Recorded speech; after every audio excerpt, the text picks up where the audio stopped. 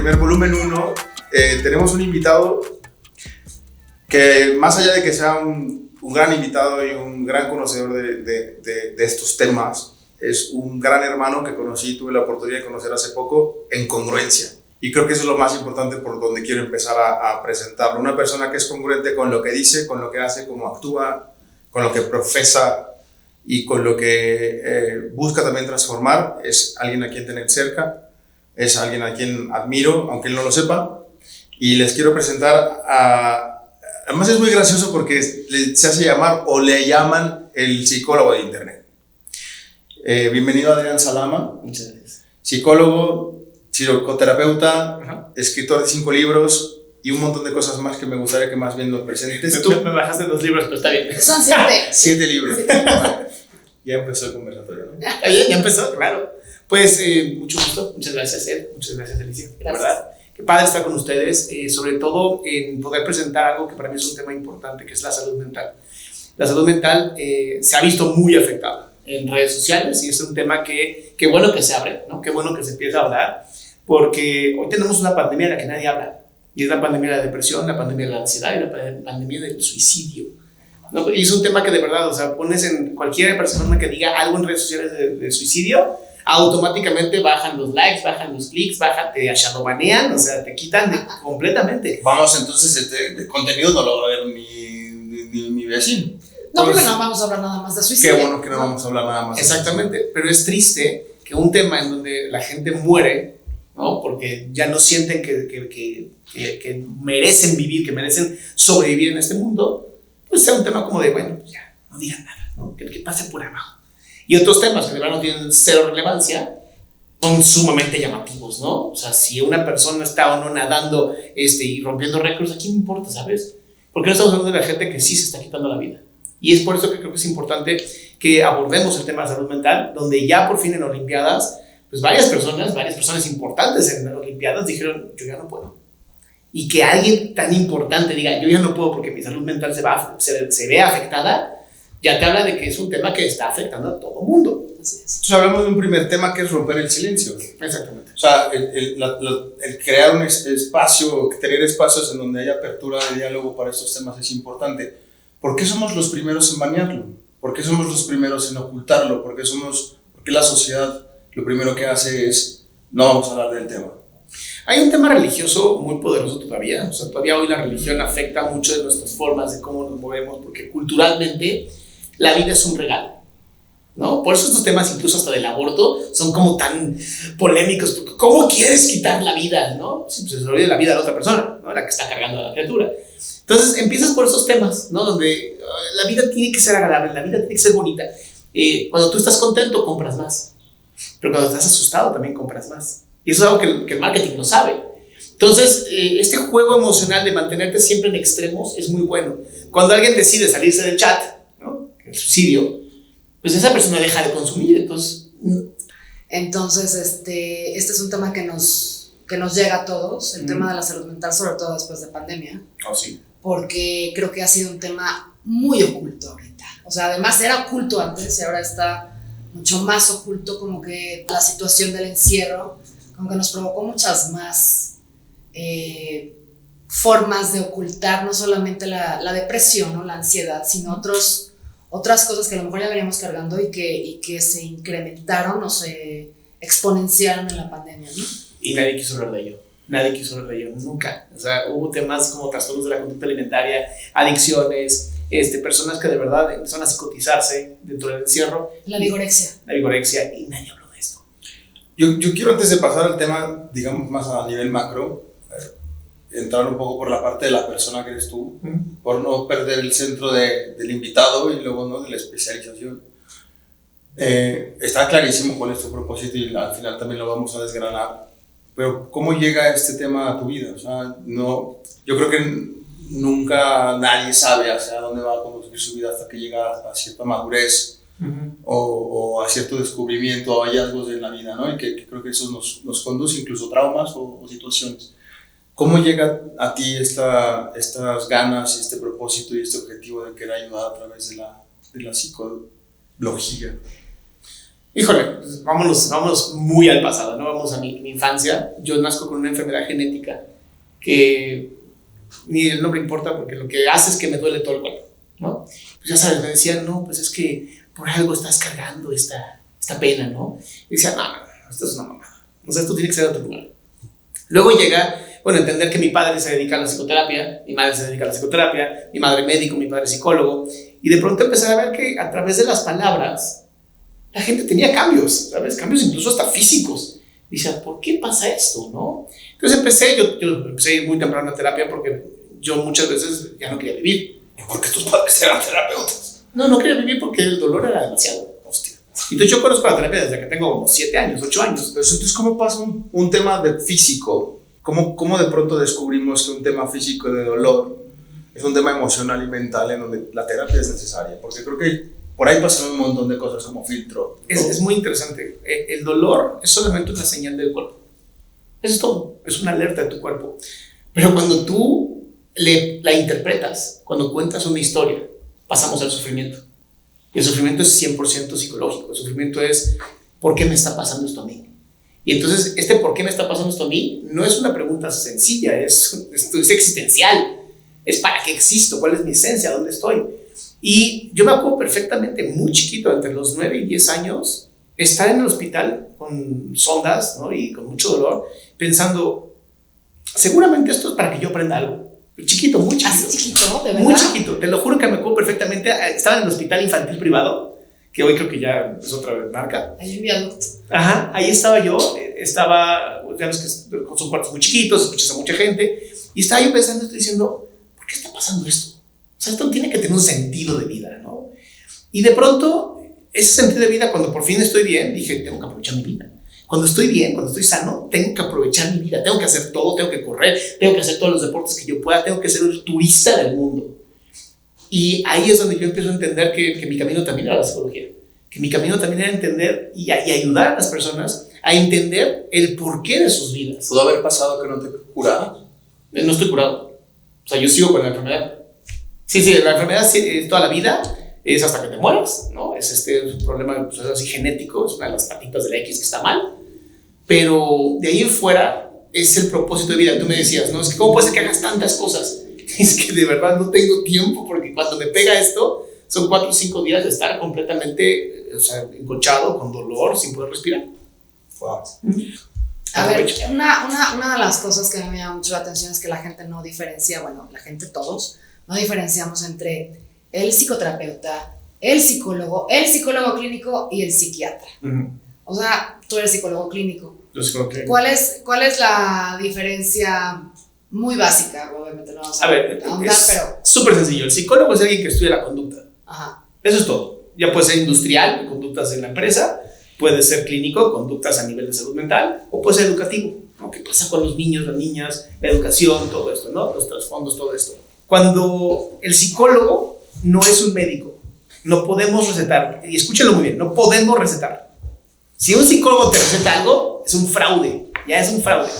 Pero por más que, pero lo hizo con buena intención, no hay buenas intenciones ahí. No existe eso. No existe la buena intención de recetar algo que no está en tu capacidad profesional.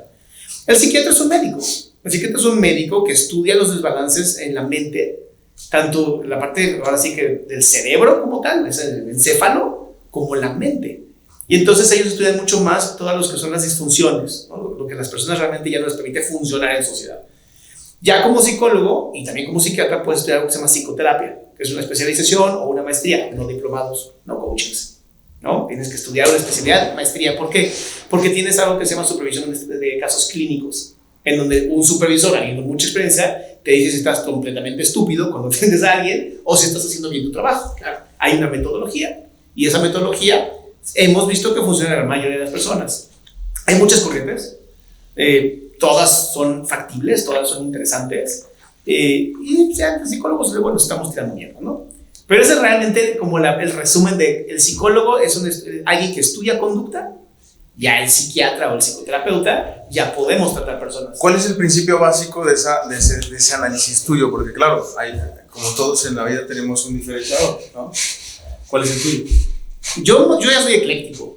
Yo te podría decir que ya ni siquiera puedo decir. Yo empecé como Gestalt, que es lo que mi padre trajo a México, y la verdad es que es muy bonito, es esta parte del aquí y ahora, de la responsabilidad, de tomar las riendas de tu vida, y es mucho más filosófico que clínico.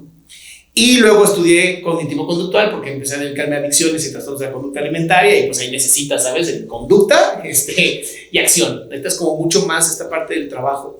Y pues entre otras fuentes, ¿no? Que he estado estudiando entre comunicación no verbal, entre trabajo de ansiedad y depresión. O sea, hay muchas nuevas herramientas que están empezando. Hay una que es con los ojos, con movimiento de los ojos, que es MDR. Esa la queremos, esa de aprender a ver los ojos. No, es el movimiento de los ojos, o sea, genera sensibilización en el cerebro. Wow. Es muy interesante. Entonces, hay muchas, y cada vez salen nuevas técnicas, cada vez salen nuevas cosas que no deberíamos desechar tan rápido, ¿no? Obviamente no hablar con aliens, ¿no? Eso es una estupidez, pero sí. Bueno, no nos toques esa salsa porque nos emborrachamos.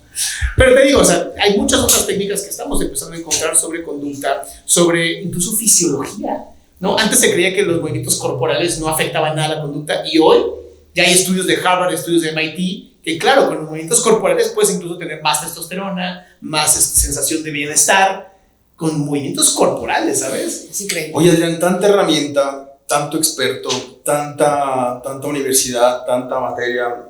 Tú tendrás el dato cuántos psicólogos hay en el país, o cuántas, es como la tercera carrera más estudiada. Cuántas terapias, cuántos tipos de corrientes, etcétera. Creo que nos quedaríamos cortos de poderlas enunciar. Sí. Sin embargo, no quiero escaparme y que no se nos vaya el tiempo sin este dato, ¿no? Cada 40 segundos se suicida una persona en el mundo. En México, la causa de muerte es mayor, o la segunda causa de muerte mayor en México es el suicidio. Sí. Tanta ayuda, tantos profesionales para resolver un problema que quizá nunca se va a resolver. Empecemos desde un punto de partida. ¿Cuál es tu opinión y dónde crees que de pronto converge ese grito de auxilio que no es escuchado y esa oportunidad o ese espacio de apertura en el que podemos dar la oportunidad de que la persona se exprese? Hay un tema que creo que es importante también hablar de género, porque el género atraviesa al ser humano y es importante. Se suicidan 3 veces más hombres que mujeres, y la razón que hemos encontrado es porque los hombres tenemos mucho miedo a hablar de nuestra vulnerabilidad, a decir no puedo, y eso hace que caigamos siempre en algún tipo de espiral que termine diciendo me quiero quitar la vida. Y a ver, el cerebro tiene 2 opciones muy sencillas, y es o reproducirse o sobrevivir. Eso es lo que tu cerebro está diseñado. No está diseñado para el éxito, no está diseñado para la felicidad, está diseñado para o reproducirme o sobrevivir. Y bueno, otras características mucho más amplias en nuestra capacidad mental. Cuando una persona elige quitarse la vida, te está diciendo, ya no vale nada mi vida, ya ni siquiera mi tribu me necesita. Y cuando hablamos de tribu, hablamos de la familia, las personas que están alrededor. El suicidio es una causa social. La gente que se quita la vida es porque socialmente estamos cada vez más apartados, estamos cada vez más despersonalizados. O sea, cuando fue la pandemia, aumentaron los suicidios a niveles estúpidos y nadie dijo nada. Es esta desconexión física que ya teníamos de otra forma. O sea, nos desconectamos y nos aislamos, y también estamos conectados a esto y desconectados de todo lo que está pasando alrededor. Y por desgracia, por más que creemos este tipo de aparatos que nos conecten con más personas, siguen sin ser funcionales. Claro. O sea, ayudan, pero no es la solución. Entonces, ¿por qué las personas eligen, ¿no?, quitarse la vida? Es porque ya no sienten que su vida ya ni van a afectar a nadie, ni va a generar un cambio, ¿sabes? Mi problema no tiene solución, esa es la mejor solución que existe, y no es cierto. Pero cuando tú generas una sociedad más unida, se suicidan menos personas cuando tienen comunidad religiosa, se suicidan menos personas cuando tienen una familia que los ama. Yo he escuchado a muchos pacientes que llegan a terapia que me dicen, no me he quitado la vida porque mi mamá, porque mis hijos, hasta incluso por mi perro. ¿Se imagínate el nivel de con qué están sosteniendo su vida? ¿Con qué hilo? Estamos hablando un poco del apego. Estamos hablando de que el suicidio... La conexión más que el apego. La conexión, una conexión más real. Por tanto, también estamos hablando de una especie de control de gobierno, de control de las empresas, de control de la no ayuda, de la interconexión, del que el teletrabajo nos va a hacer más productivos, menos sociales, y por tanto, ¿puede ser esto una causa? Creo que los gobiernos tienen mucho miedo de hablar de salud mental porque no tenemos como la solución. O O sea, si hablamos de dolores de cabeza, Ni la red de ayuda tampoco. ni la red de ayuda, que estoy a peor. Si hablamos de un dolor de cabeza, te tomas unas pastillas, ¿no? Tenemos 3 pastillas que funcionan muy bien para los dolores de cabeza y ya, ¿no? Entonces es muy fácil, llegas, tómate esto, cállate. Cuando hablamos de salud mental, hablamos de incrementar el tiempo, incrementar la conexión, conectar con la otra persona. Y eso requiere mucho tiempo. Y es impresionante, pero la teleayuda ayuda. O sea, en Estados Unidos, que es donde realmente tenemos muchos más estudios, porque todos estudian, se ha detectado que ir a terapia o tener una terapia telefónica es exactamente igual. O sea, no cambia nada ver o no ver al terapeuta. Ve qué interesante es esto. Porque al otro lado hay una persona que está presente. ¿Y por qué el terapeuta es tan importante? Porque no un amigo, porque no un bartender, ¿no? Porque justamente el terapeuta está presente. Su trabajo es estar. Su trabajo no es nada más decir, ok, bueno, yo también quiero hablar de mi problema. Su trabajo es, el reflector está en ti. Te escucha. Atención. Y te pone absoluta atención. Por eso pagas. Es que la terapia es muy cara. Pues sí, claro que es cara, porque te avientas 7 años de estudio, porque además tienes que mantenerte leyendo los nuevos avances que hay, porque tienes que estar al pendiente de todo lo que pasa socialmente. Es muy caro ser terapeuta. Y entonces, claro que tienes que sobrevivir de cierta manera. Entonces, sí, la terapia se convierte en algo caro. ¿Se puede reducir costos? Claro que se puede. Pero se requiere una red de apoyo mucho más grande, el apoyo gubernamental, obviamente. La gente no se quitaría la vida si supiera que hay una línea telefónica para hacerlo. Y dices, pero bueno, Adrián, si existe la línea telefónica, nunca te contestan. La línea de vida, nunca te contestan. Y es porque están saturados. Claro. Porque, a ver, tienes que ir a trabajar a un lugar donde todo el mundo habla porque se siente de la patada, ¿no? Y de pronto, ¿quién te atiende a ti?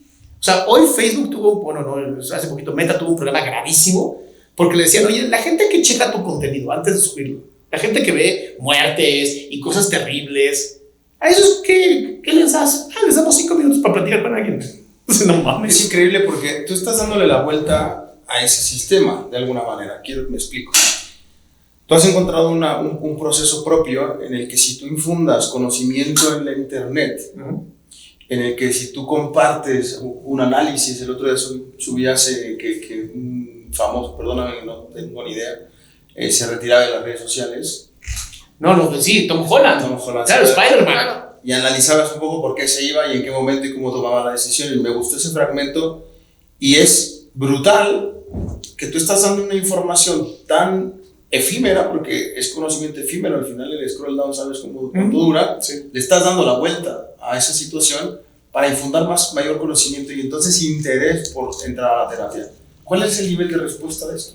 Fíjate que justamente el Tom Holland, que yo pensé que iba a ser impactante, porque muchos chavitos de 15 a 19 años son los que están viendo esto, y muchos chavitos también, ¿no? Ya les estamos gustando Spider-Man, fue de los que menos vistas tuvo, siendo que es Tom Holland. No me interesa que se quiera ir, ya se fue, qué aburrido. Exacto, así como, ay, qué poco aguanta. Ay, qué solamente lo uso cuando lo necesito. Claro. ¿No? Veo sus películas y todo, pero no es así alguien que no te interesa su vida. Y ni sigo su ejemplo. No te interesa su vida. Claro. ¿Sabes? Qué interesante. Me interesa su papel.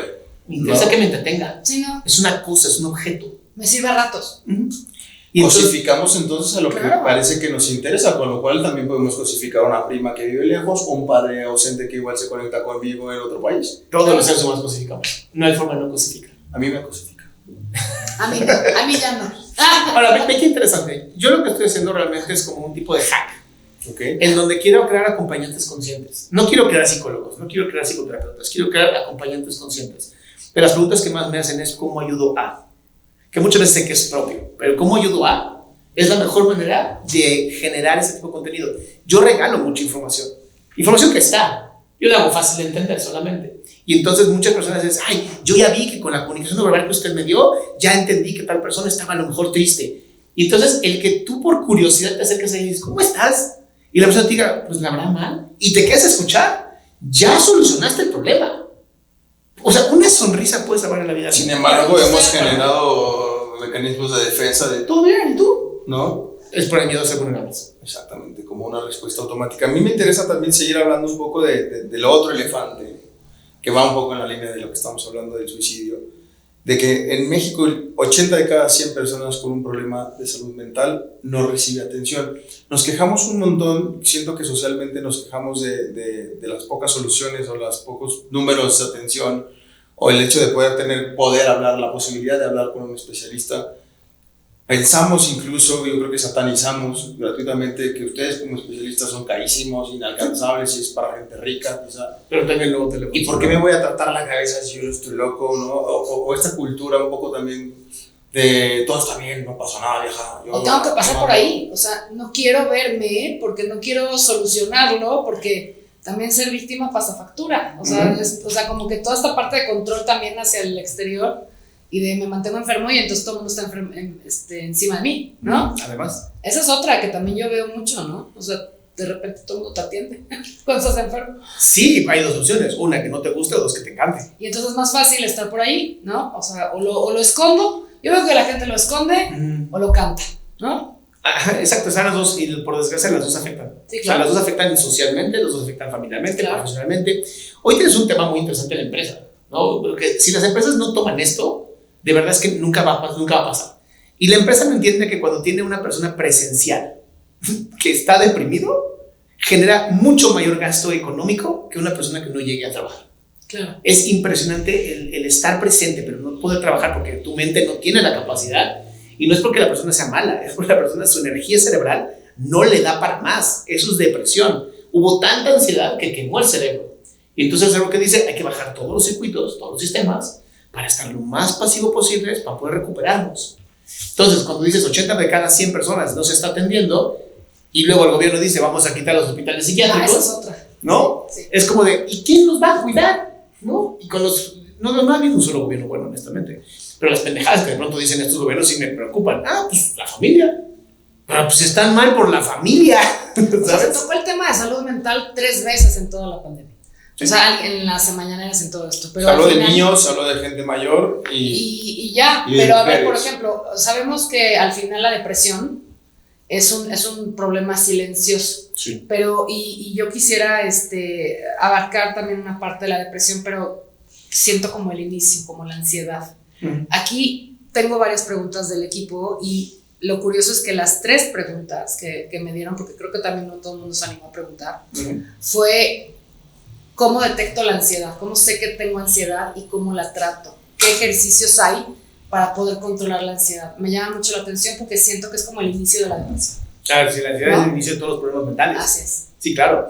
La ansiedad es muy sencillo de entender. Es una emoción, ¿no? Muchos autores lo ponen como una emoción, otros lo ponen como una reacción. Vamos a llamarlo una emoción que te busca hacer sobrevivir. Eso es todo. La ansiedad es, siento una energía en mi cuerpo, que es adrenalina y cortisol, que lo que va a hacer es que yo necesite sobrevivir. ¿Cómo? Pelear, ocultarme, escaparme o paralizarme. ¿Y cómo la sientes físicamente? Físicamente, ¿hay una forma nada más? La mayoría de las personas van a sentir la ansiedad de maneras muy sencillas. Es la hormigueo de manos, anestesia de cara, sudoración fría y sensación de que tienes que escapar. Y aquí así. Lo que pasa es que cuando hablamos de angustia, ¿no? Que es parte de la ansiedad, es angosto. Se siente que se te aprieta el estómago. Hay una ansiedad positiva. Si yo les digo, ¿qué creen? Por estar aquí todos van a ganar $1 millón de pesos. Se siente que ansiedad, es rico, ¿no? Es como esta parte de excitación. Pero en la mayoría de las personas, la ansiedad que estamos viviendo es ansiedad de estar solos, de no hay quien me ayude, me encuentro en un mundo donde nadie me va a ayudar, todo el mundo me quiere joder, entonces tengo que sobrevivir. Y cuando tú tienes al cuerpo viviendo en cortisol y viviendo en adrenalina, te quemas. Claro. O sea, el aumento de peso es fundamental, el dormir mucho, dormir muy poco, comer mucho, comer muy poco. O sea, yo siempre les digo, ¿cómo sabes que ya tienes un problema? Cuando dejas de dormir bien. O cuando duermes demasiado, o cuando dejas de dormir bien. Ahí automáticamente tu cerebro es el mejor mecanismo para entender que una persona está de la patada. Porque dejaron de dormir o durmieron demasiado. O durmieron lo justo. Si yo me duermo temprano, me levanto temprano, me siento de lujo. Sí, pero es que ahí es lo importante. La gente que refiere esto... 8 horas, ¿no? Ni 6, pero... Perdón que te interrumpa, dormiste tus 8 horas. Pero no, 7. pero no importa, es cómo te levantas. Exacto. Porque pudiste haber dormido 14 horas el ánimo, ¿no? y decir estoy de la patada, o dormir 4 si estoy increíble. Usaste una palabra muy buena que es escapar. Y yo me voy al otro lado que es confrontar. Confrontarnos a uno mismo, confrontar el problema o esa sensación de hormigueo o esa sudoración, pasa por hablar. Creo que, he visto casos cercanos y probablemente hasta nos ha pasado a nosotros, ¿no? ya con cierta edad, que es hablar. Simplemente confrontarme a mí mismo en el espejo y decir, oye, ¿qué consejos puedes darle a chavos que igual tienen desde, hablabas tú que querías llamar la atención de los de 16, 14, 15, los Tom Holland, ¿no? Los seguidores del fandom de Tom Holland? Pero, ¿qué consejos prácticos puedes darle a una persona para que inicie esa confrontación propia, personal, y esa conversación con él mismo para luego poder, ya no te digo acercarse a un Adrián, que eso sería maravilloso, ¿no? Que sí pasa, ya hablaremos de Eva en un ratito, pero ¿cómo inicias ese proceso? ¿Cuál sería un nuevo hábito de confrontación? ¿O cuáles serían esos tips que de pronto son fáciles de llevar a cabo? Yo empezaré por el cuerpo, siempre. Empiecen por el cuerpo, hagan ejercicio. O sea, los griegos tenían esta forma maravillosa de comer bien, hacer ejercicio y dormir bien, y de verdad es la solución para todos los problemas. De verdad lo es. Tú haces mucho ejercicio. Yo no mucho, hago lo suficiente. No podríamos decir que exageramos, pero yo lo hago porque tengo un trastorno de ansiedad. Pero hablamos de congruencia, coño. O sea, sí, me gusta mucho. Hace lo que tiene que hacer. A eso es lo que iba y por eso le he invitado. O sea, una persona que habla, es verdad, es una persona que habla. Yo no me puedo poner aquí a hablar de siembra de frijol, porque en mi vida sembró frijol. Pero ese es el punto. O sea, creo que una persona cuando reconoce, ¿no? Esa es la otra palabra que acabas de usar. No sé si te diste cuenta. Sí. Pero el confrontar y el reconocer empieza por la práctica. Entonces, ok, deporte. Tú haces deporte, ¿qué más? Sí. Hago deporte, tengo un régimen alimenticio bastante cerrado, porque a mí me gusta mucho que como la mente, a ver, el intestino es el primer cerebro que tenemos todos los seres. El intestino es donde va a sacar toda la serotonina, todas las dopaminas, toda la información que nuestro cuerpo va a necesitar, empieza por el intestino. Entonces, si estamos nutriéndonos de porquerías, literal, vas a pensar porquerías, claro.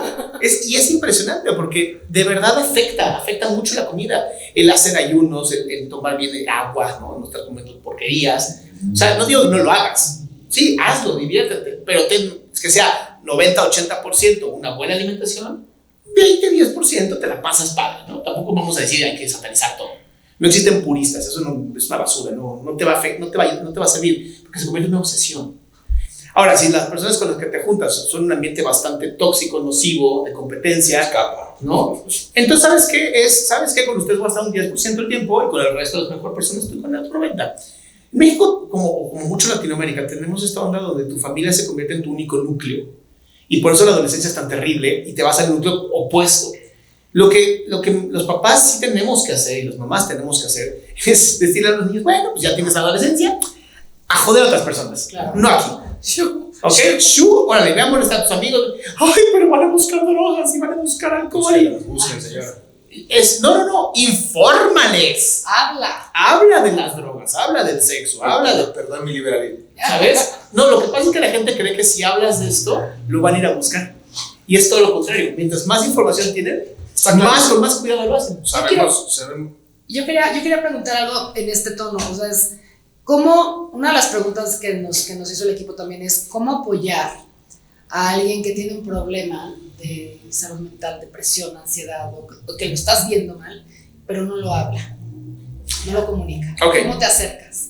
Yo, como lo más respetuoso posible, lo que puedes hacer es llegar y decirle, a ver, quiero platicar contigo de manera honesta. Mi percepción de ti, o sea, es que la estás pasando mal. Así, mi percepción de ti es, no tengo nada, ok. Pero quiero que sepas que si la estás pasando mal, yo te quiero escuchar. Yo te estoy dando las puertas para escucharte. Y si nos tenemos que cantar 3, 4, 10 horas hablando, yo estoy aquí para escucharte y no voy a opinar un carajo. Va a ser un ambiente completamente seguro donde tú todo lo que me digas, yo lo voy a escuchar. Y luego, juntos, podemos crear una estrategia para que tú encuentres lo mejor para ti. Exacto. Pero no es difícil, ¿sabes? Me gusta lo del espacio seguro. Has hablado de un montón de cosas y todo esto me lleva a una zona de control. Y lo has dicho al principio, tomar control de tu vida. Uh-huh. ¿Qué esperas de un chamaco de 13 años que quizá fue abusado o que quizá en el colegio le pegaban los zapes o de pronto ve que sus compañeros comen mal, toman mal, fuman? Muchos chavos empiezan a fumar 14, 15 años.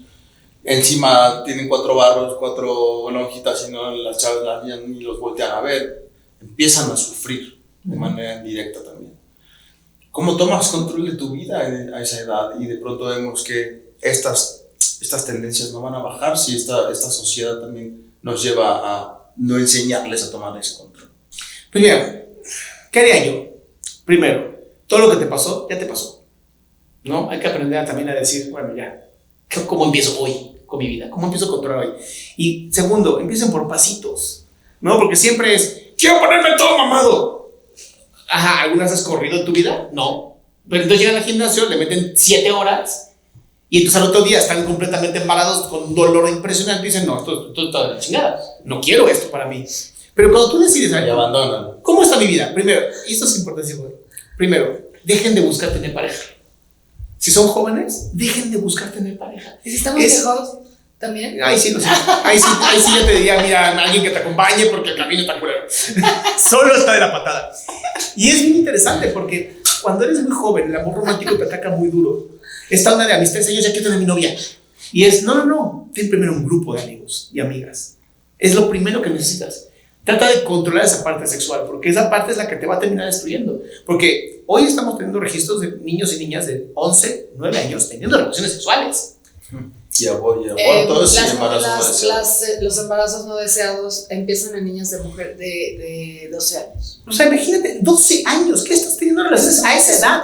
Te lo prometo, este vas a tener relaciones, no te preocupes, vas a tenerlas, todo el mundo las puede tener. Ahorita juega básquet. Ahorita, de verdad lo digo, ahorita cultívate. ¿Y qué me refiero a decir cultívate?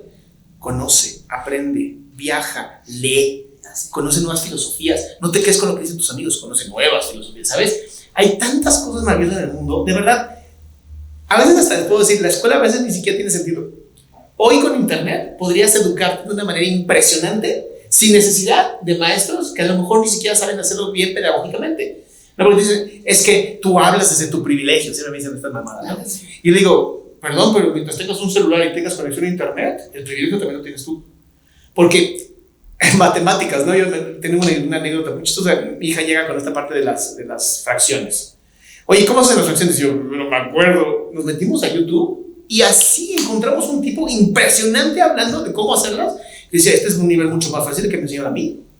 ¿Sabes? Hoy todo lo puedes encontrar. Si estás buscando contenido de calidad, lo vas a encontrar. Si estás buscando basura, te va a sobrar. Te va a sobrar, totalmente. Vamos cerrando un poco la conversación, sin antes, obviamente, tomar la oportunidad de el mundo digital, y es donde tú te estás moviendo. Y creo que has creado, y por ahí hay una plataforma y una solución que habla de estos puntos, que es muy curioso. Rompe ese silencio, te invita a tomar control, te da información valiosa, etcétera, etcétera, etcétera, y además te pone en contacto con profesionales. Hablemos un poquito de EVA. EVA significa entorno virtual de ayuda. Y EVA nace como una manera de... Yo me di cuenta que las personas no querían tomar terapia por la parte de ser vistas. O sea, si me ves, entonces, qué pena. Y entonces EVA la creamos completamente anónimo. Tú tienes un número de usuario, la terapeuta tiene un número de usuario, o el coach en este caso, pero no es un coach de coaching, ¿no? Le llamamos coach para que sean psicólogos que tienen un entrenamiento en intervención de crisis, pero no pueden ser psicoterapeutas todavía. Entonces son acompañamientos emocionales, ¿no? Este acompañamiento emocional que los psicólogos que estamos tratando de crear esta plataforma y este ambiente mucho más grande, justamente es la profesionalización y el acercamiento anónimo. Me siento mal y tengo con quién hablar, sin que sepa quién soy o dónde estoy. Y es chistosísimo que varios de mis pacientes muy reconocidos me dicen, uy, si yo hubiera conocido eso, hubiera ido muchísimo antes a terapia. Porque lo que yo encontré un terapeuta con el que yo me sentí cómoda, me tardé muchísimo. Cuando es anónimo, puedo aventarme, puedo decir lo que sea, ¿no? O sea, me gusta tener relaciones con vacas, ¿no? Y entonces ya no te sientes culpable, porque ¿cómo me van a ver, ¿sabes? No, me imaginé que probablemente en el mundo hay alguien que le gusta tener. Por desgracia, el primer acercamiento que tienen muchos chicos a nivel rural es con animales de granja. Claro. Entonces sí es un tema que a lo mejor si alguien pudiera escucharlos, no lo harían. Pero tengo que pensar. Pero sin embargo, es una imagen mental que no quieren tener. Sin embargo, es muy curioso porque el mismo mundo digital vuelve compleja esa conexión y esa toxicidad. EVA sería un éxito, ¿no? Si de pronto no hubiese detractores de esta situación, no hubiese tanta infoxicación, no hubiese tanto contenido de mierda que no se necesita y tanta pérdida de tiempo. ¿Dónde ves tú que de pronto Eva puede tener un éxito si apoyase o fuese apoyado por gobierno o por marcas o por patrocinadores o por personas influyentes? ¿Dónde ves tú que de pronto Eva puede estar en el mundo de la vida de las personas y ser una aplicación que está como las primeras 3 que utilizas, que es el WhatsApp, el Netflix y Spotify? Pues fíjate que justamente con un buen apoyo, cualquier persona que hable español podría apoyar a cualquier persona que sepa escuchar español. Porque no tienes que estar en un lugar, en un call center. Puedes estar en tu casa. Puede ser, hay terapeutas que dicen, oye, yo tengo la agenda a veces vacía los martes, podría dedicarme a donar tiempo, ¿no? Y hablando con personas que lo necesitan en ese momento. Eso es justamente el mundo digital, y incluso Eva está diseñado para que una persona en un lugar donde a lo mejor haya un solo teléfono pueda marcar por teléfono y resolver esto con cualquier persona que lo necesite. Entonces tienes a muchas personas como yo que hacemos cosas gratuitas, que estamos disponibles, que queremos ser voluntarios, que no saben cómo, que no se quieren ni asentar a un lugar horrible, a tener un teléfono que no se te va a dar COVID nomás por estar ahí. Lo puedes hacer desde la comodidad de tu casa a la hora que tú quieras y contestar por celular. Me encanta. Seguiremos hablando de Eva, seguiremos hablando de Adrián, de Alicia, del equipo de producción y de Guay y de temas más interesantes. Solamente nos ha quedado un minuto para despedirnos, así que agradecerte a ti, Adrián, por estar en esta primera White Session o White Talk. Eres nuestro padrino. Esto tiene un final feliz, que es la búsqueda de una solución, de una alternativa. En Guay no nada más queremos hablar, también queremos actuar, así que habrá más y más noticias. ¿Algo que decir para cerrar? Pues nada más, dedíquense a buscar contenido de calidad. Eso les va a hacer mucho mejor. Por eso muchas personas sufren, porque están todo el tiempo comparándose con personas que no existen. ¿Tienes tus redes sociales? Pues Adrián Salama. Así, buscas como Adrián Salama, me encuentras en todas. Hasta en TikTok lo puedes encontrar. Gracias. Hasta luego. Gracias.